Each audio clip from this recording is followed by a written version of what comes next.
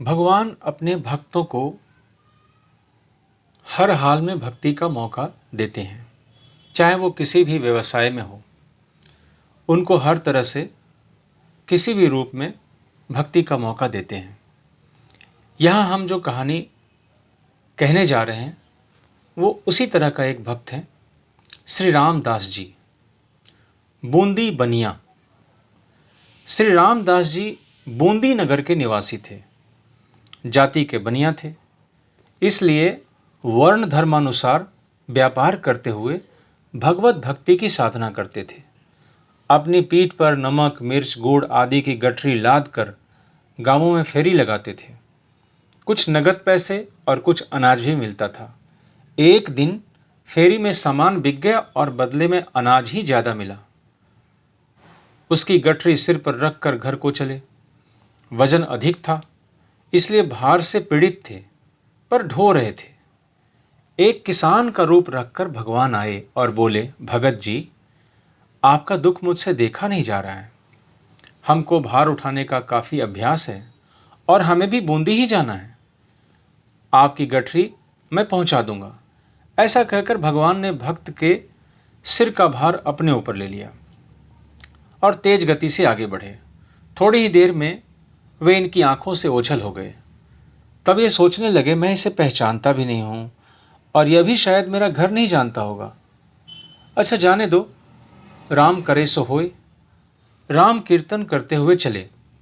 मन में आया कि आज थका हूं, घर पहुंचते यदि गर्म जल मिल जाए तो झट स्नान कर सेवा पूजा कर लूं, और आज कढ़ी फुल्का का भोग लगे तो बहुत अच्छा है।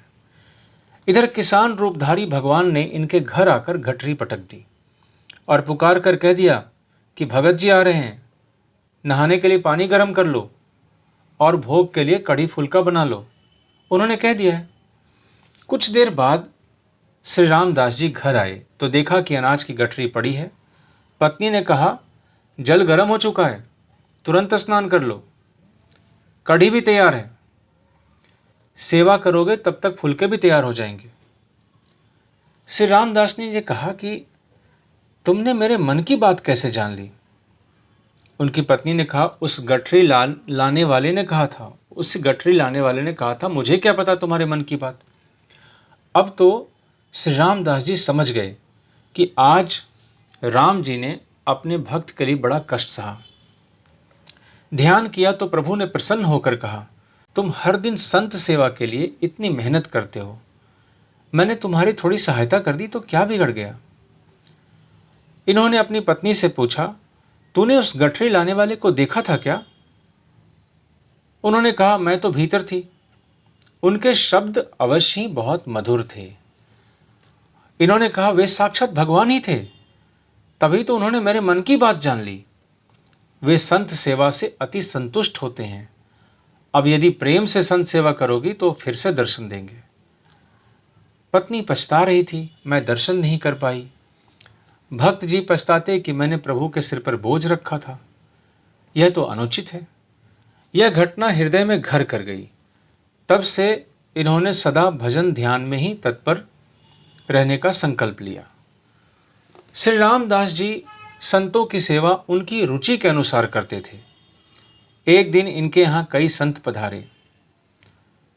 इन्होंने पूछा कि महाराज, आप लोग मेरे भगवान का प्रसाद पाएंगे या अलग बनाकर भोग लगाकर पाएंगे?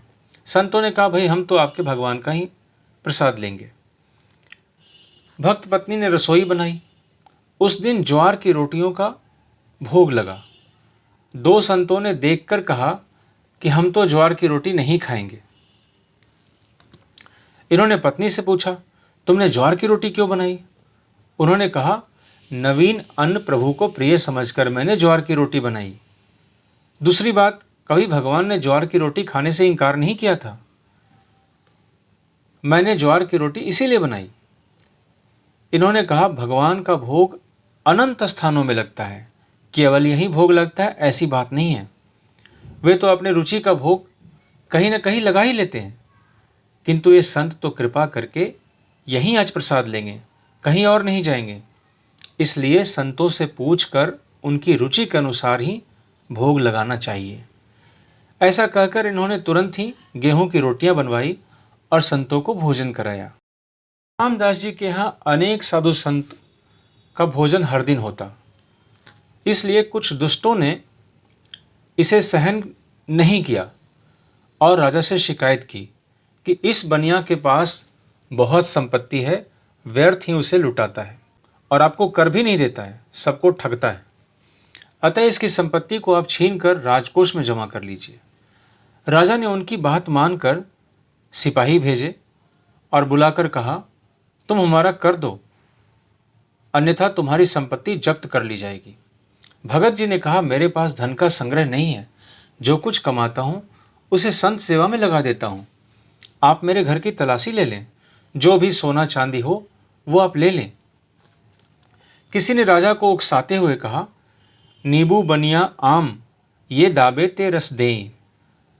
राजा ने इन्हें कारागार में बंद कर दिया और घर का संपूर्ण अन्न धन छीनने का विचार किया। श्री रामदास जी के मन में चिंता हुई। सेवा में बाधा जानकर इन्होंने श्री लक्ष्मण लाल का स्मरण किया। श्री लक्ष्मण जी ने प्रकट होकर इन्हें बंधन से मुक्त कर दिया।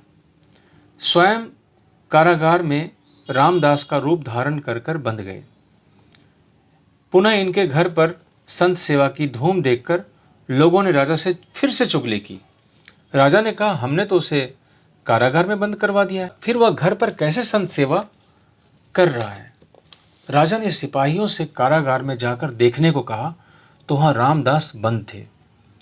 पुनः शिकायत करने वाले के साथ जाकर उनके घर पर देखा तो दोनों जगह पर रामदास हैं। यह सुनकर राजा ने दोनों को दरबार में हाजिर होने का हुक्म दिया। दरबार में आते आते श्री लक्ष्मण जी अंतर्धान हो गए। इस रहस्य को जानकर राजा इनके चरणों में पड़ गया, अपराध के लिए क्षमा की विनती करने लगा। आजीवन इन्होंने संत सेवा व्रत निभाया और राजा इनसे ही प्रेरणा लेकर उसने भी भक्त भगवंत सेवा का नियम लिया।